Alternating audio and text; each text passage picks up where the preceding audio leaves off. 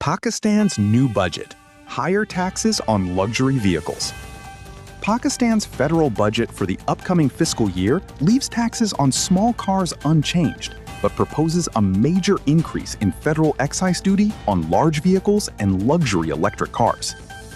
Finance Minister Mohammed Aurangzeb announced that imported vehicles between 2,000cc and 3,000cc will now face FED, while vehicles above 3,000cc will see even higher duty rates. This also applies to luxury electric vehicles priced above 20 million rupees. According to FBR officials, excise duty on vehicles up to 2,000cc will remain at 30%. However, vehicles between 2,000cc and 3,000cc, including SUVs, whether petrol, diesel, hybrid, or plug-in, will see duty rise from 30 to 70%. Vehicles above 3,000cc will face an increase from 40 to 81%. Models likely to become more expensive include the Toyota Fortuner, Hilux and Prado, Land Cruiser, Kia Sorento, Hyundai Palisade, and Isuzu D-Max.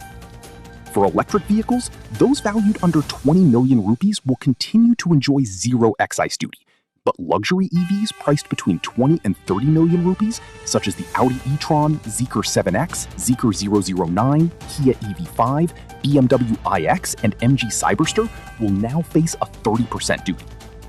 The government has kept relief intact for electric motorcycles, rickshaws, cars, and buses, and proposed reducing sales tax on imported electric trucks to just 1%. Experts say this move targets the upper class to generate revenue under the IMF program, since SUV buyers in Pakistan are mostly elite consumers. However, analysts note the new auto policy, expected soon, will matter more, as it will set the roadmap for the next 5 years, including localization targets of 60 to 65% for new automakers.